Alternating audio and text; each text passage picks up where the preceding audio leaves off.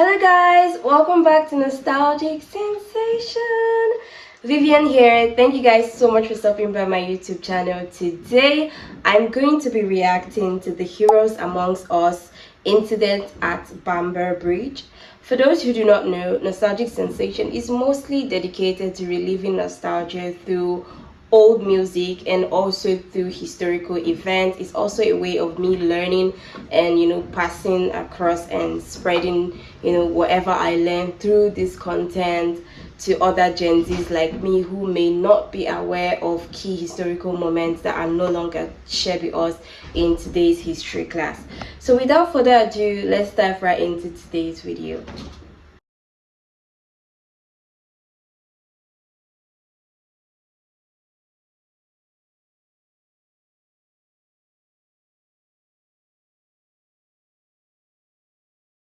Hi, I'm Mitch Maki, president of Go for Broke National Education Center. We tell the story of the Japanese-American soldiers of World War II, of their courage, patriotism, and sacrifice as they upheld America's promise. The promise that in our nation, no one is to be judged by the color of their skin, the nation of their origin, or the God whom they choose to worship. As we all know, our nation is currently struggling with a crisis of conscience.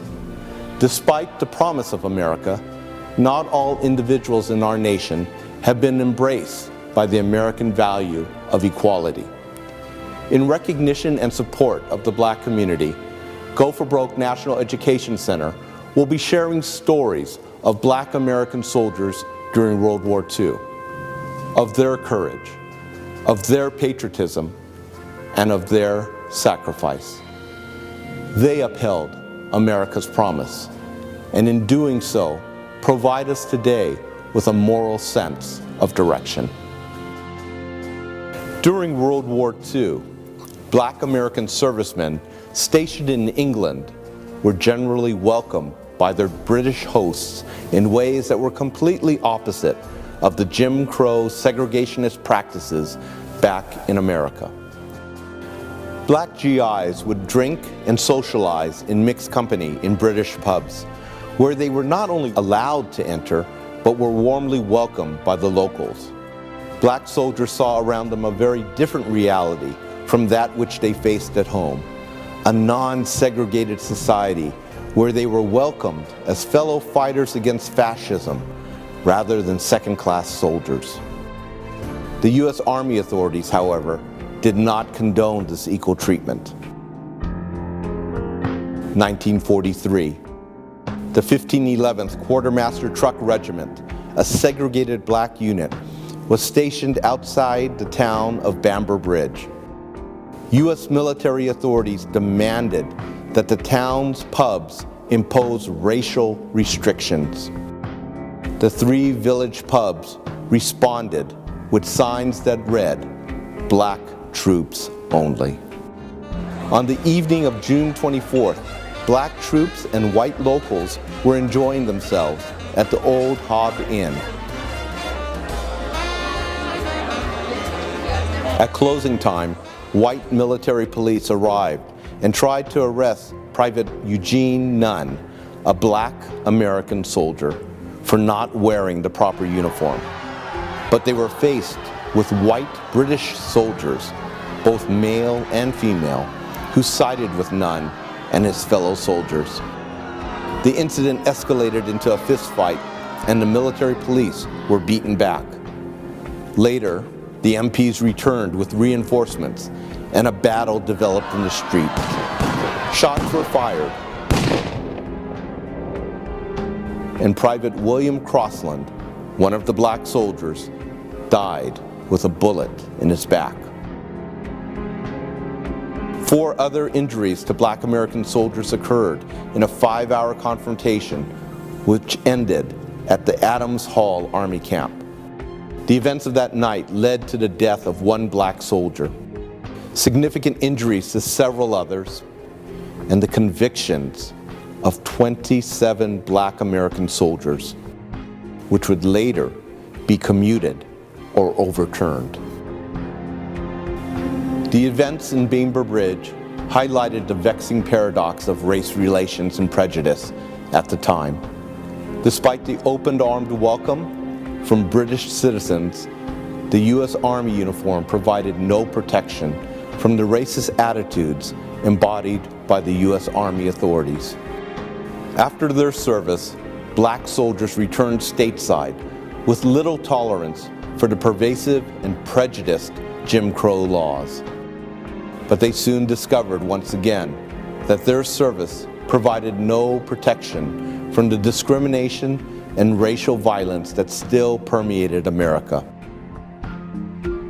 The harsh reality was that some black veterans were to be lynched, a harrowing image of suppression and racial intolerance. The struggle for equality and social justice continues on today. We at Go for Broke National Education Center honor these black American soldiers of World War II who served and sacrificed for our nation. And we continue our commitment to ensuring America's promise.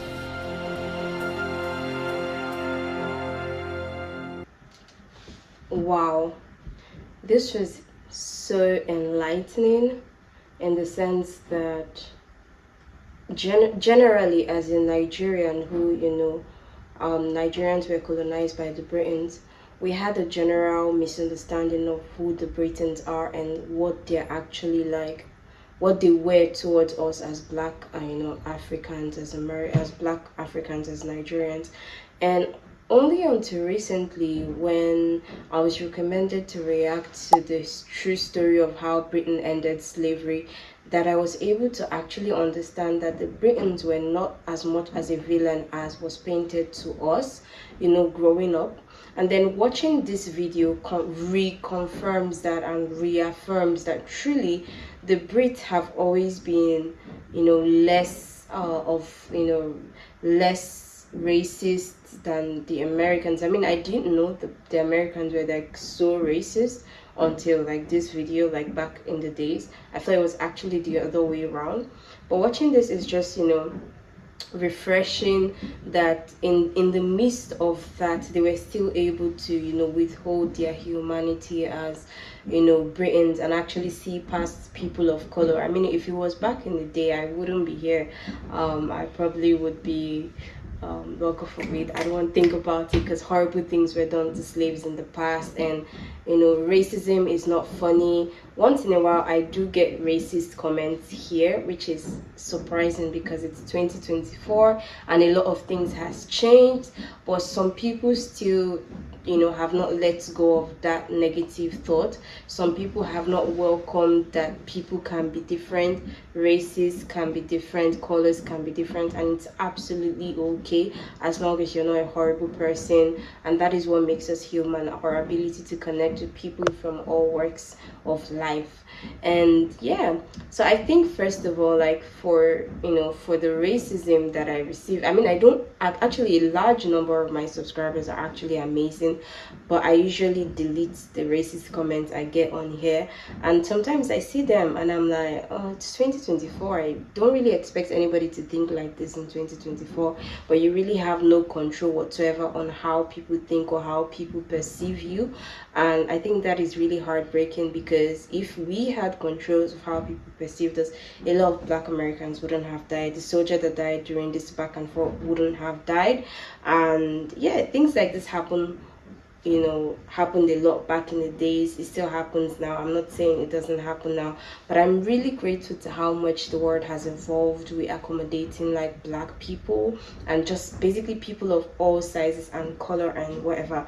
And then the situation of him being arrested and abused for putting on a wrong uniform, I'm going to use this opportunity to address one popular thing that goes on in Nigeria, right? So in Nigeria, the normal civilians are not allowed to wear camouflage, which absolutely makes sense because we are trying to avoid impersonification and things like that. But then there are actually extreme cases where you can tell clearly this is not the army's uniform, it's only a camouflage. Sometimes it can come in variations of colors, and you would see these armies beat up the civilians. Now, this is not a white man and a black black man, this is a black man to a black man, this is a Nigerian to a Nigerian. In some cases it can be so harrowing, so embarrassing. I think one sad experience I remember clearly, vividly imprinted in my memory, mostly because I was so sad that I couldn't do anything about it. A young lady just like me, we're both walking together, although I didn't know her. She was in front of me. She was putting on a camouflage trousers, and it wasn't necessarily the US, sorry, the Nigerian army camouflage. It was just a camouflage, and you could tell clearly, like at first glance, that this is not the color of the US Nigerian army camouflage. This is not the Nigerian army camouflage.